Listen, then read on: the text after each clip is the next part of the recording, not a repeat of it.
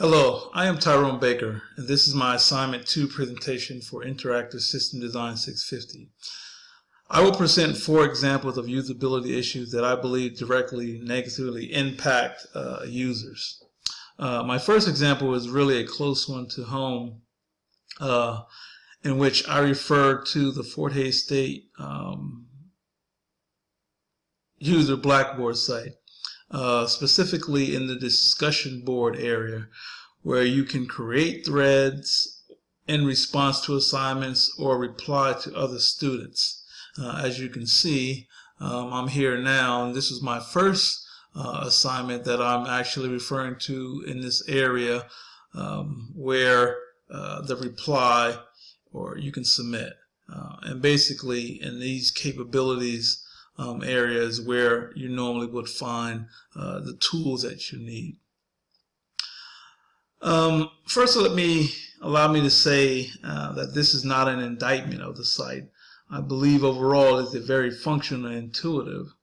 But over the past few semesters, there has been some changes to the look and feel of what was announced by, I guess, the webmaster as upgrades to the site that would help with the student's experience. From what I have seen of the interface, it does not look. It does look a little different. Some things are somewhat harder to find, but more specifically, what bothers me the most is from the previous semesters, I was able to upload Word docs to the discussion board. This is the area where you would be able to upload, but as you can see, you can highlight different things as far as capabilities, but the upload link is no longer available in this area. I like that feature because I didn't have to be logged into the website. I could work from wherever, whenever. I could upload documents in a few clicks. But that process has changed somewhat, maybe due to some security concerns where they may be concerned about macro viruses, unpatched systems, or not up-to-date systems connecting to the server and potentially causing incidents within the server, destroying certain things, other students' work, teacher bills, and everything else that would be housed by that server.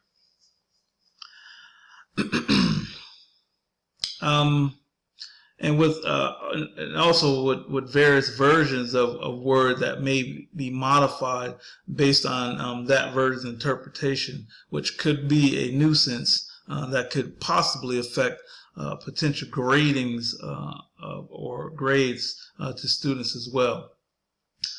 Ultimately, this feature is no longer available to students, and we're only able to work on homework while logged in. Now, you can draft, you can save it, and it does have that functionality, but I still liked to be able to work on it and then just upload it to the site when I saw fit. And what happened was I was working on the first assignment my normal way in a Word doc, and after about 5 to 8 minutes, I did not see or the capability to upload that document, which kind of perturbed me a little bit, because now I felt like I had to either copy the whole document or retype it based on the capabilities in this area. So what I did was I contacted the professor, and then she had told me that uploading was no longer available, and that I just retyped it. It took me about, I don't know, maybe a few more minutes, but it still took some time finding all that out and then being able to do what I had to do, which in a roundabout way took a little bit longer than I wanted to. And also because I didn't know I didn't know that was not available to me anymore. Overall, to me, it's just a feature that you probably could have worked out a little bit better, which has a little bit more flexibility. And basically that's the end of my first example. Thank you. For my second example, I wanted to find a website that will provide information on our government as if I was blind. After checking a few sites, I came across the Department of State's website to find out if it provided easily accessible information for the blind. I believe if a person wanted information here in this site does provide a wealth of information in its topics and its subtopics. As you see me scroll across here on various different diplomacy actions.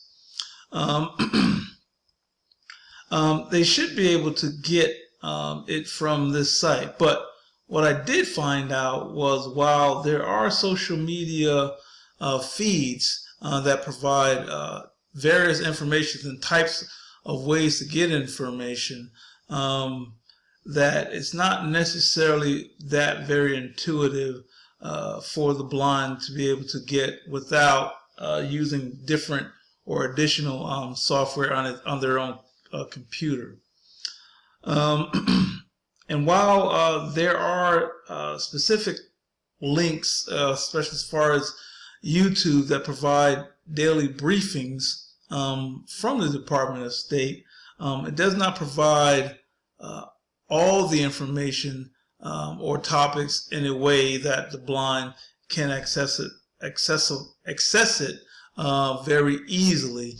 Now they do have an accessibility statement on this website, and as I click here, it does provide you information on what it should be providing and whom you can contact to get information, and the regulations that specify how they should provide information. If you wanted additional information, you actually have to email these sites to actually get additional information, and if you want it besides the daily briefing.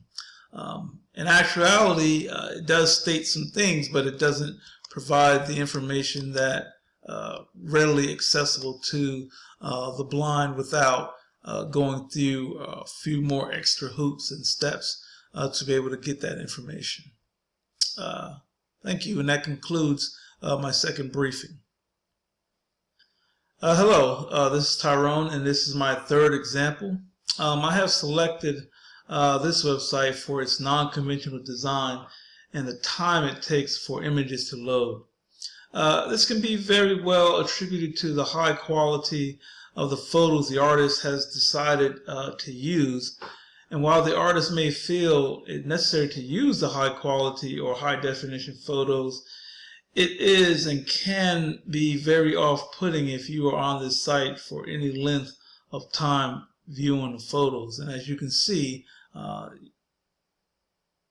you can highlight and click any one of these pictures, and I'm going to do so right here. Let me just find a good one. Let's just use this one right here.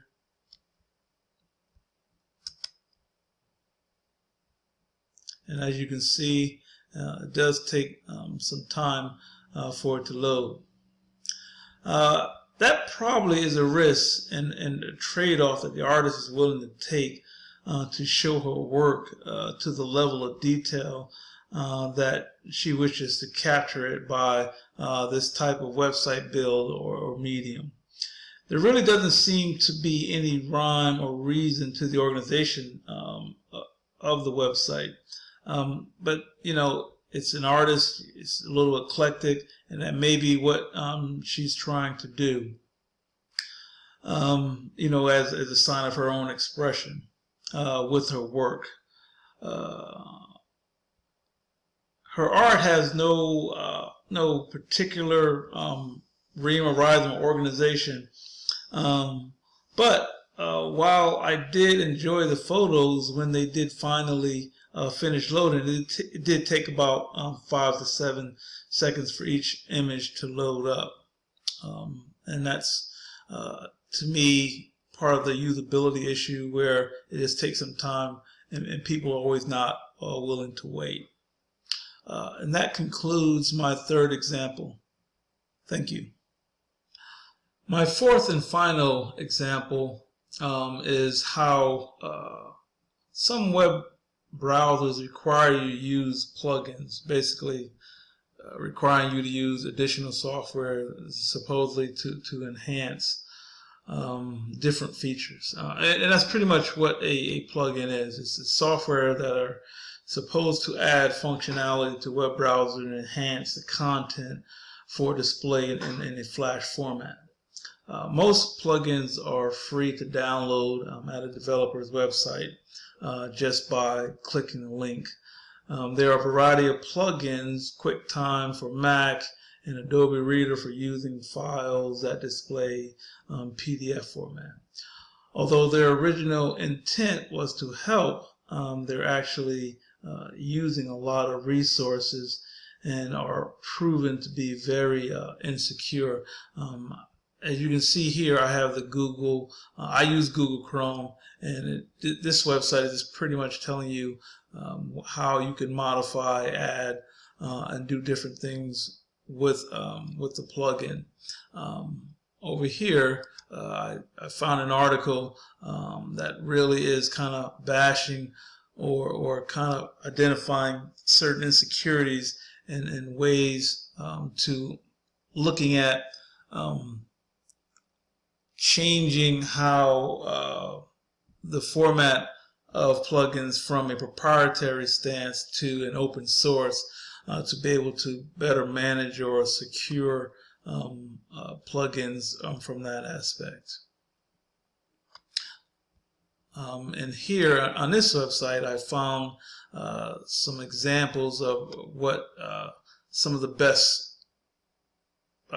extensions or plugins, if you will, top 15 based on from this website, and how it pretty much describes what they are, what they do, and what they are designed for, and how they can enhance what you're doing.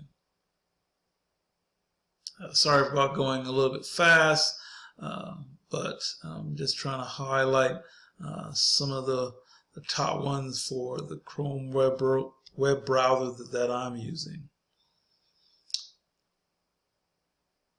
I wish I could show you the one, because I work on a military installation, and we don't allow a lot of certain types of software.